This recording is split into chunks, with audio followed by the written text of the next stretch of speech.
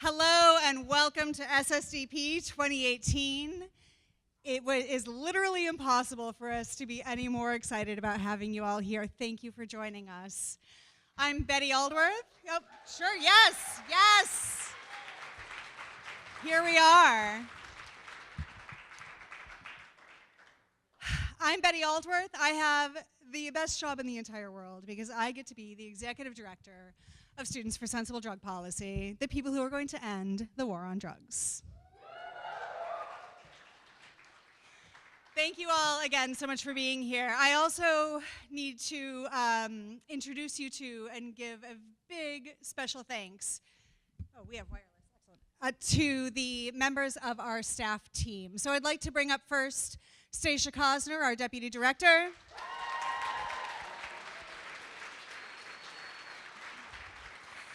And Lauren Padgett, our development director.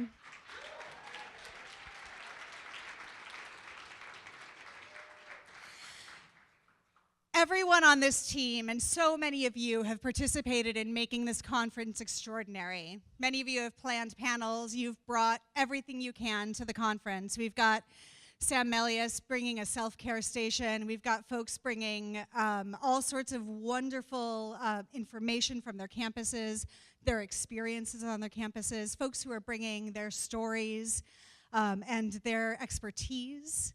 But none of it, not a single bit of it, could happen without these two women here.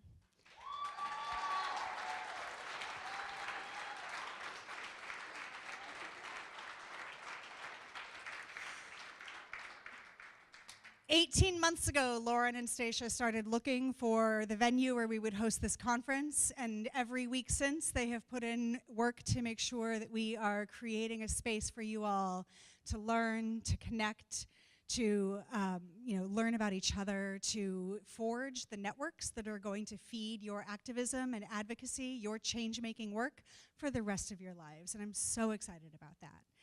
So, big ups to Lauren and Stacia, but let's also bring everybody else up. Let's see, we've got Vilmarie Narlock, Drug Education Manager.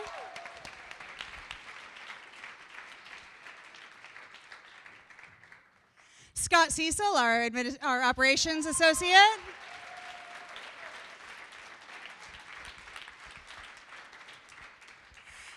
And your Movement Building Education and Advocacy team, we've got Luis Montoya. Elise Zabo. Jake Agliata. And Tyler Williams.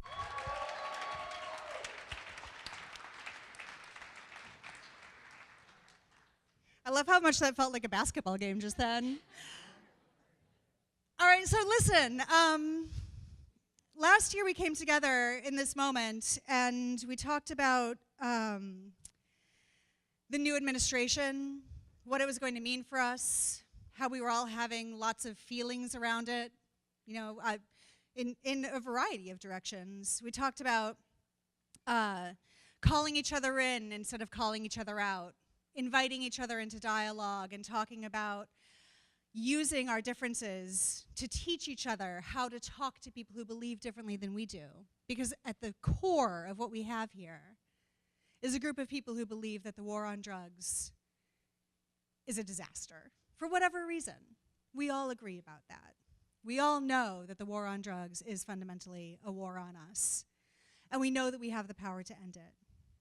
So today, as we stand here, watching our fellow students make extraordinary strides in the conversations around gun control, no matter how you feel about it, you cannot deny that young people are leading that conversation in ways that grown-ups have failed at for a long fucking time, right? Young people.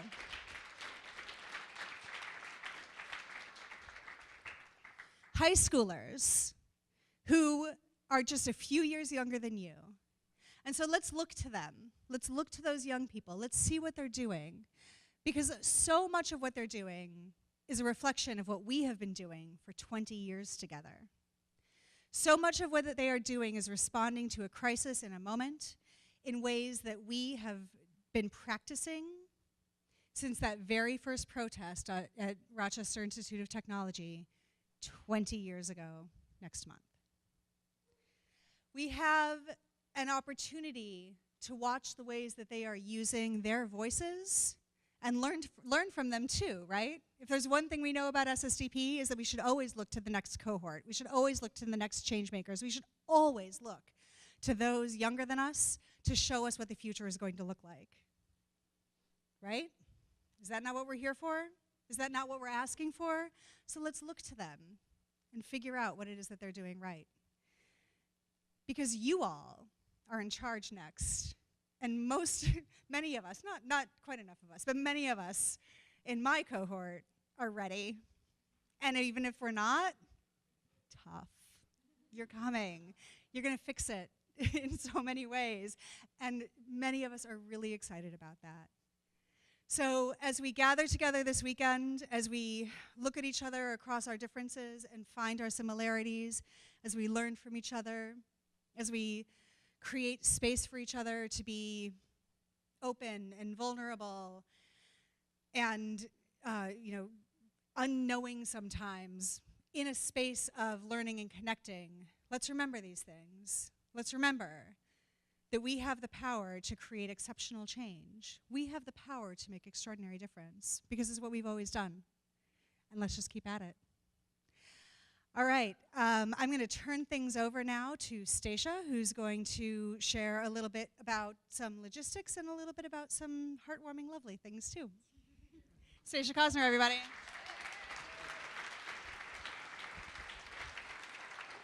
Thank you, Betty. Hey, everybody. My name is Stacia Cosner, and I'm the Deputy Director for Students for Sensible Drug Policy, and this is my circus. Welcome.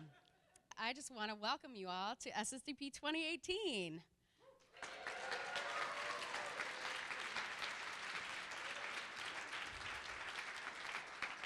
Are you guys pretty psyched to be here? That was a little weak.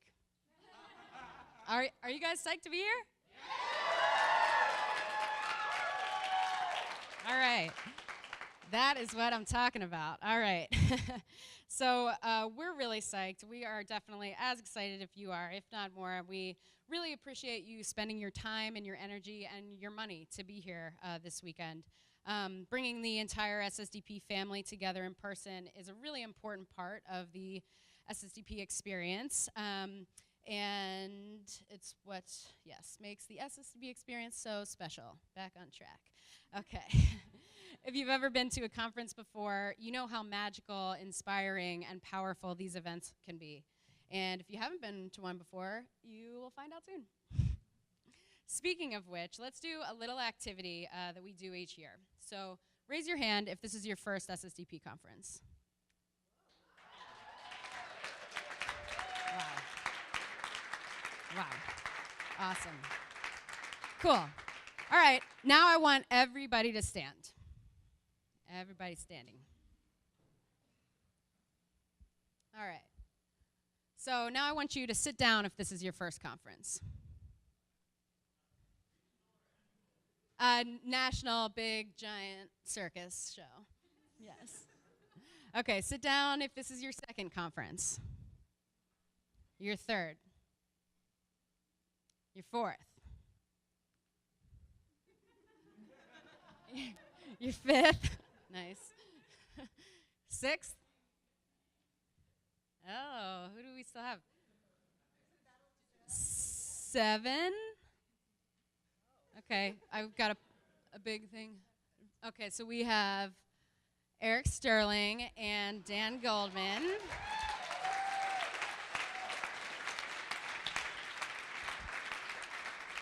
How many conferences have you been to, Eric? How many conferences have you been to? Excellent. How about you, Dan? Well, right on. That's what I like to hear. Cool. Awesome. Well, thank you. Thanks for indulging us in that. So, you know, as many of you know, 2018 marks SSDP's 20th anniversary. And, you know, tens of thousands of SSDPers have come before you guys, and they've been in your shoes. So the conversation has changed a lot since 1998. I mean, back then we were like, hey, maybe don't take financial aid away from people who get a drug conviction for having a single joint. Maybe don't do that. And now the conversation has advanced so that we're talking about things like legalizing psychedelics and having safe and legal spaces for people to use drugs like heroin. Like, yeah, give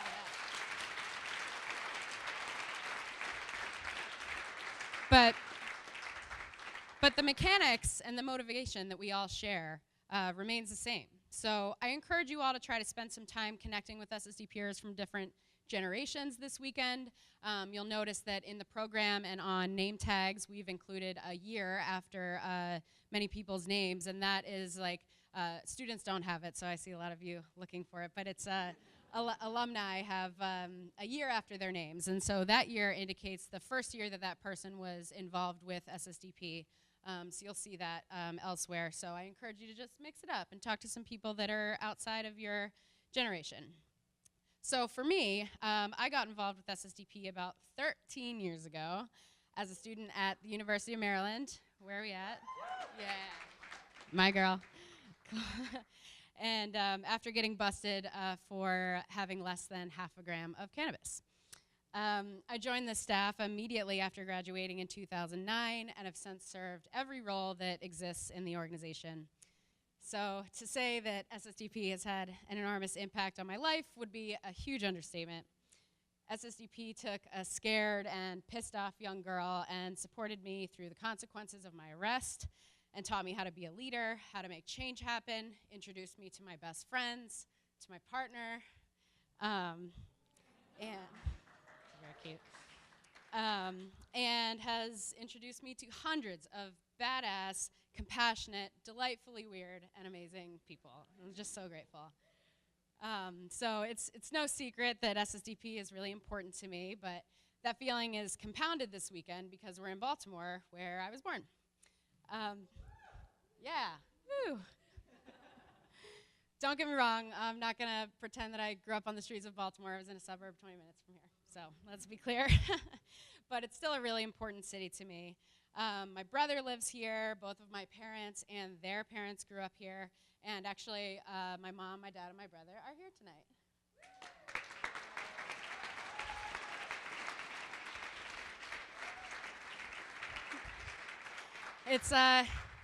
It's really special for me that they're here, and I'm really lucky to have such a supportive family, because I know that not all of us, crazy drug policy reformers can say that, so I definitely recognize how lucky I am. I was so afraid about what they would think after my arrest that I kept it from them for 2 years. They were maybe confused about my sudden transformation into an outspoken drug policy reformer. And when I finally told them, they were heartbroken that I had to endure that experience on my own. And then my activism started to make a lot more sense. I got the impression that they supported me because they're, loving parents and they support their daughter doing whatever thing she's passionate about at the moment. But I got the sense that they didn't quite get it. They're like, yeah. And then over the next several years, as I subjected them to my rantings, they started to come around. And today they are SSDP donors, and sometimes I even, yeah, all right. Yeah. And sometimes I even catch them bringing up harm reduction principles with their peers. And it just means so much to me that they're here with us today. So let's give a hand for them. Cool. All right, so it is my huge honor to be able to introduce our first keynote speaker of SSDP 2018, Major Neill Franklin.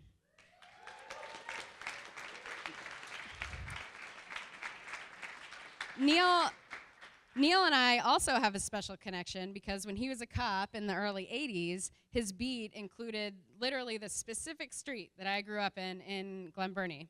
Neill is a 34-year law enforcement veteran of the Maryland State Police and Baltimore Police Department. After 23 years of service to the Maryland State Police, he was recruited in 2000 by the commissioner of the Baltimore Police Department to reconstruct and command Baltimore's education and training section.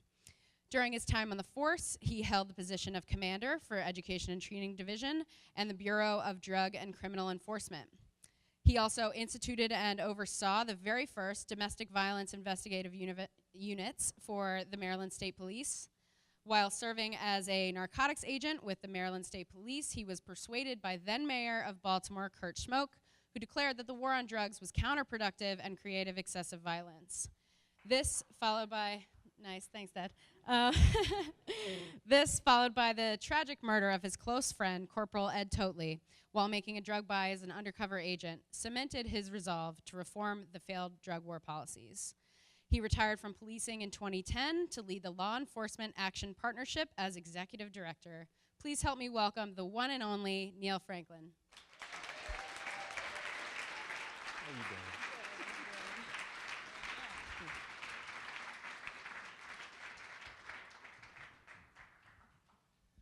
Sorry about that, folks. How's everyone? Good? How you guys enjoying Baltimore that way? Windy. Is it? Really? Oh, okay. Thank you. Thank you so much. So I just got in from LA a couple hours ago. So I know that a lot of people had a difficult time getting here, and I know a couple people from the West Coast weren't able to make it, but they're going to be here. We're going to have a good time. And yeah, go ahead, Claire. We're going to have a good time. I hope you're having a good time.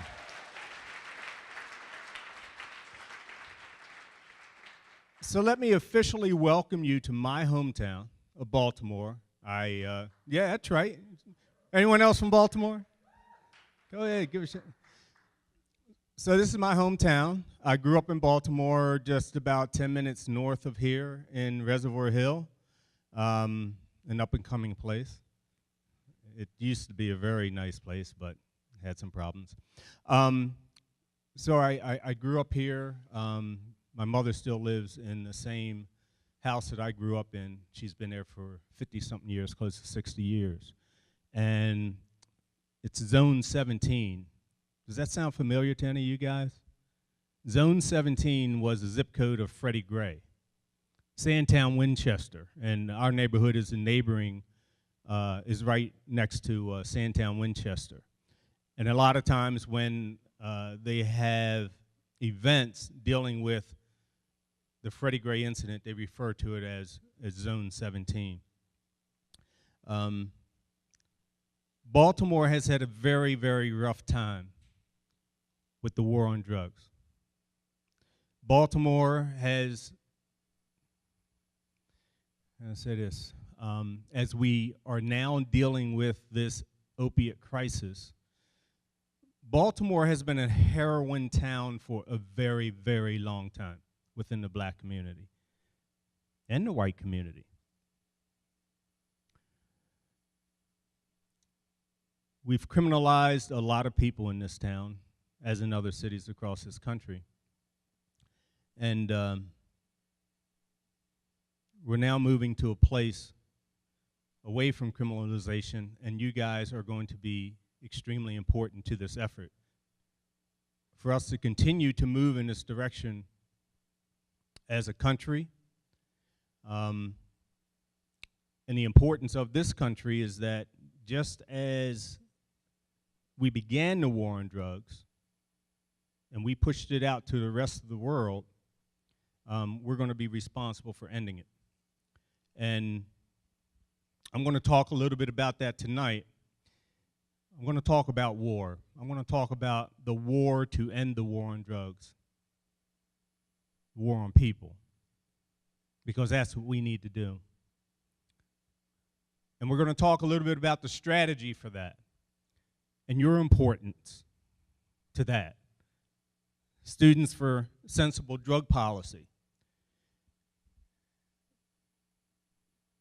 I'm going to talk a little bit about your organization and what I expect of your organization. But let us first begin with talking a little bit about war. Who Who knows the title of this particular talk? Anyone? You don't know? Go ahead. Thank you. The Art of War. How many of you read the book?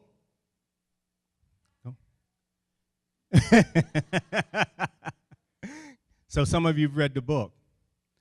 It's 13 chapters. It's about the art of war. Does anyone know this guy's name? Oh, you guys are going to be good. Maybe I can get a co-presenter up here with me. So it's 13 chapters. And obviously we can't talk about all 13 chapters, but we're just going to focus on the first chapter. So for those of you that don't know, the art of war, Sun Tzu, he is very well known. Goes all the way back to Chinese military before in BC, many centuries, I think 5 centuries BC. And his writings, his book is probably the most influential writings regarding the strategy of war. And it's not just about war, it's about, I mean, the business community, they use his teachings. Attorneys, they use his teachings. We should be, and I think we do in a sense, we use his teachings. But we're going to talk a little bit about how this plays into what we're doing and how we improve what we're doing. So we're going to talk about the first chapter, but let me just run through the 13 for you real quick. Laying plans, waging war, attack by stratagem. Can you guys see that? Some of you can. I know it's like, for those of you that might be familiar with Baltimore, I know this, you guys, see, it's hard. You guys are so young that you don't remember Memorial Stadium. Who does? Who's clapping back there? Obstructed view seating, that's what Memorial Stadium was about. So, but this is such a great venue. Tactical dispositions, energy, weak points, maneuvering, variations in tactics, the army on the march, terrain, the 9 situations, the attack by fire, and the use of spies. Number 13 is kind of interesting, and you've got to be always thinking about spies. And but we're going to focus on the laying of plans. We don't have any spies in here, do we? I saw a hand go up. I know how to handle spies. We'll talk later. So you guys are good. I love you. I love you. I really do. Detailed assessment and planning. Detailed assessment and planning. Laying plans. So there are basically 5 fundamental factors that we're going to cover real quick. And I don't have a lot of time for my talk, but I'm hoping that this will set the stage not just for what you're going to be doing this weekend and then coming into Monday, but for going forward as a very, very powerful organization of young people. So the way, the moral law.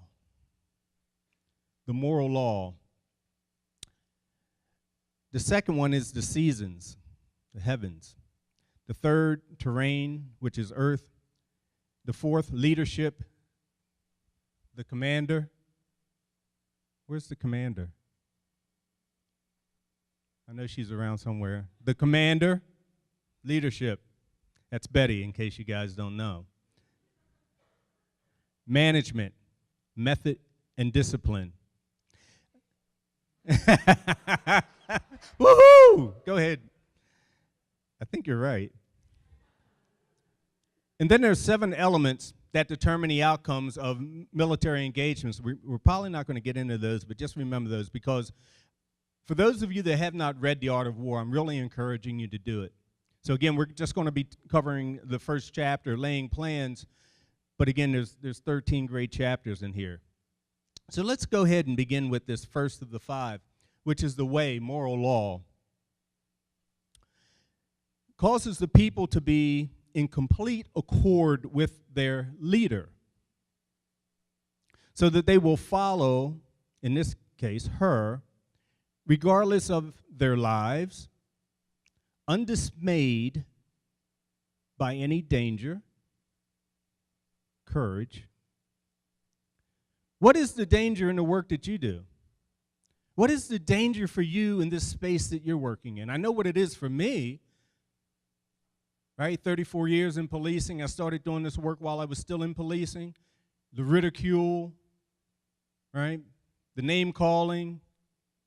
In some cases, maybe reputation. I didn't have much of one anyway, but. So what is that for you? What does that mean for you? Could it mean your reputation? Could it mean loss of friends or family members? What is that risk that you're taking in doing this work? This isn't very popular work. Even though we've made some strides, it's still not very popular work. So you need to think about that, and it's probably going to be different as you go from person to person. Why do you do this work? Why are you here? Have you really thought about it? Are you on the same accord with your leader? Do you know what the vision is? Just some things to think about regarding the way, the first of the 5. The second one, the seasons, sometimes referred to as heaven, signifies night, day, cold, heat, wind. Haven't experienced any wind lately, have you? Times and seasons, which in this context could be legislative sessions, or the time when a certain administration might be in power. Things that you have no control over, but you must learn to deal with and to navigate. Some of it you can predict, but a lot of it you can't. But again, in this art of war, in waging war, you have to be prepared for this, and you have to factor these things in.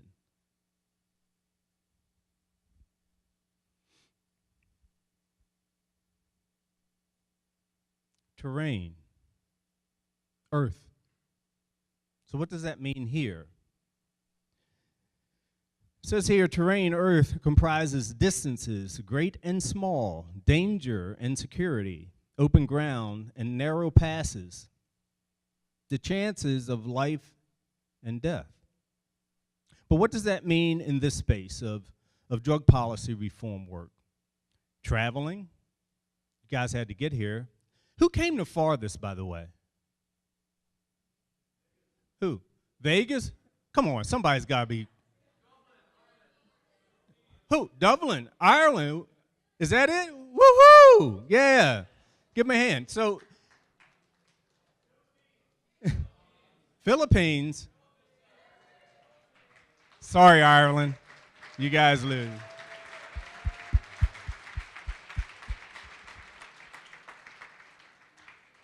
That's commitment.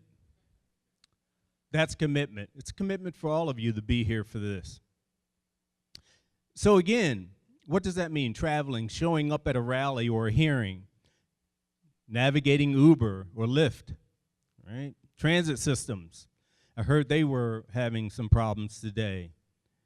Planes, trains, automobiles. So getting to the Capitol on lobby day. I understand they're going to have buses for you though, right? It shouldn't be that difficult. But the terrain in doing this work, it's typically predictable, but not always, as you can see today, right? But if you do your recon, if you do your homework, you can typically figure this out. and know and figure out a strategy or plan for navigating that, right? And getting from point A to point B, but you got to do that work. You know, my staff, they always joke with me because I won't let anyone plan my travel but me. I've got this thing for logistics. I want to make sure that I'm on time. I want to make sure that I have enough time to get from one place to the next. And I build that in. So the terrain in this work that you do,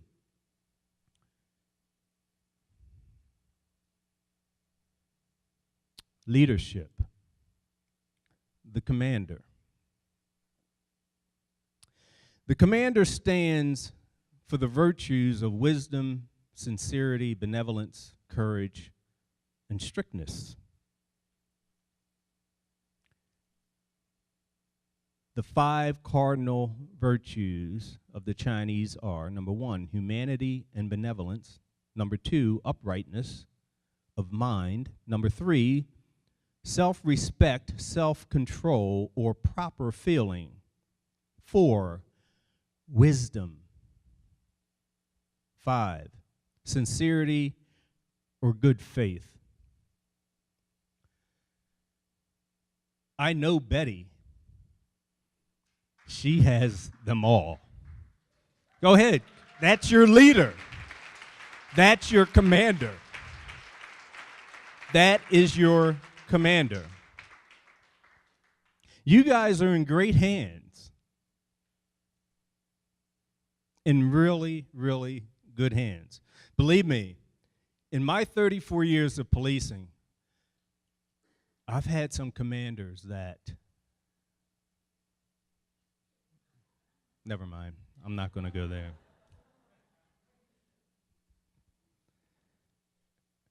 Management, standing at the back door. Method and discipline. Stacia, that's you. Method and discipline is to be understood the marshaling of the Army in its proper subdivisions, chapters, the graduations of rank among the officers, the maintenance of the roads by which supplies reach the Army. What does that mean for you? Communication, right? Messaging. The work that we do, how important is messaging, folks? How important is it? How important is it? You can talk. This is a two-way street. Very important. And it must be consistent from one chapter to the next, from one person to the next, from your lips to your lips. And the communication, getting that out to you, that is that management.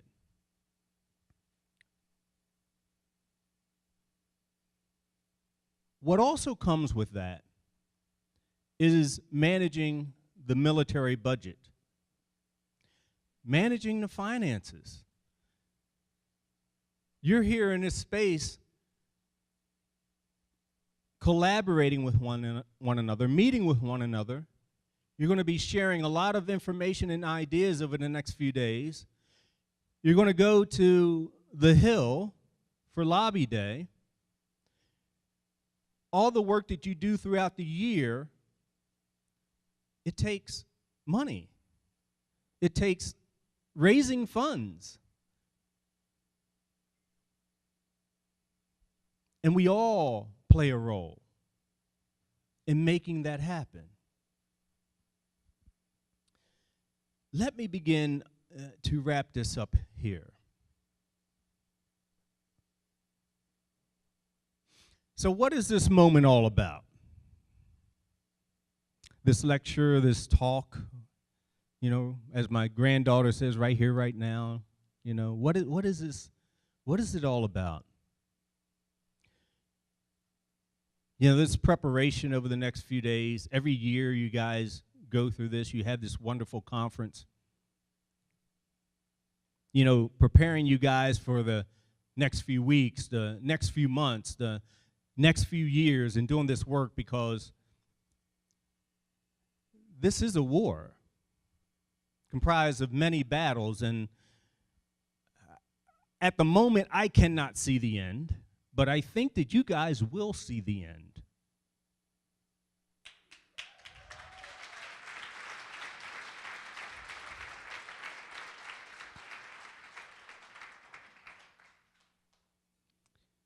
So what is this? What is it all about? This is the one issue that if we solve it, if we deal with it, if we end it, the war on people, it will take care of so many other issues and situations around the world. What are they? What are they? Violence? What are they? What else? Poverty. What else? Keep going. Come on, guys. Can't hear you. Mass incarceration. Disease. Public health. What? Stigma. Racism. Corruption. Legal slavery. Research.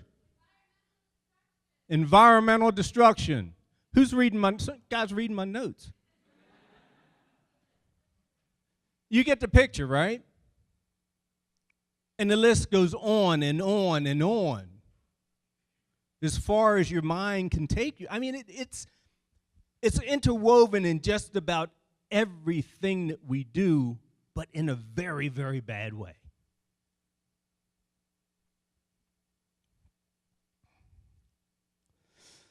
Those of you that have heard me speak before, like last year at this wonderful conference, you've heard me speak about the importance of this organization in doing this work.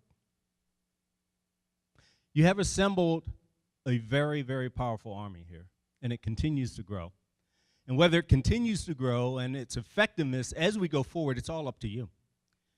You see, because right now, today I've been talking about one leader, one commander, right? Betty. But you are the future commanders.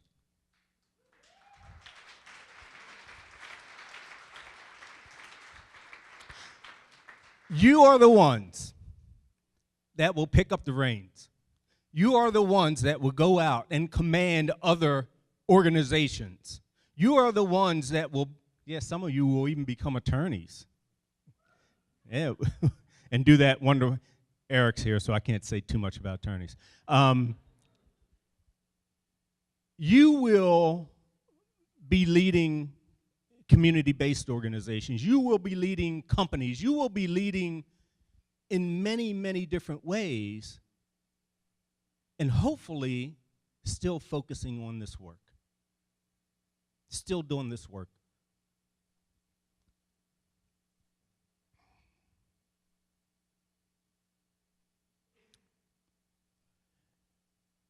I want you to read this book, The Art of War, and apply it to this one, to this work. Apply it to other areas of your life as well, but most importantly here, going forward. I'm serious about this. We've got a lot of work to do. And hopefully it's not as long a road as I'm currently thinking it to be. I would like to see the end of it, guys, so what are you going to do? You going to help me out? What? Okay. I do plan on living a long time, but that said, we got work to do. You are students for sensible drug policy. The work that you currently do is unbelievable. The work that you've done in the past is unbelievable. The work that you will do in the future is unbelievable. And it's going to begin, well, it's already began, but from this point forward, this weekend, wrapping up with Lobby Day on March 5th. I hope to be able to join you on March 5th, but I will certainly be here throughout the conference. And if you need anything while you're here in Baltimore, anything at all, see Eric Sterling.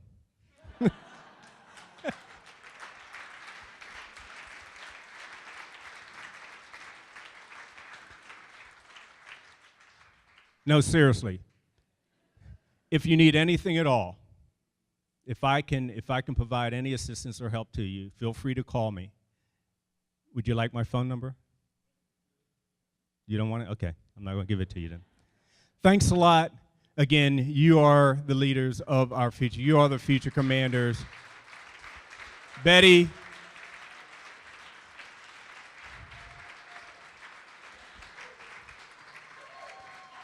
The Commandant.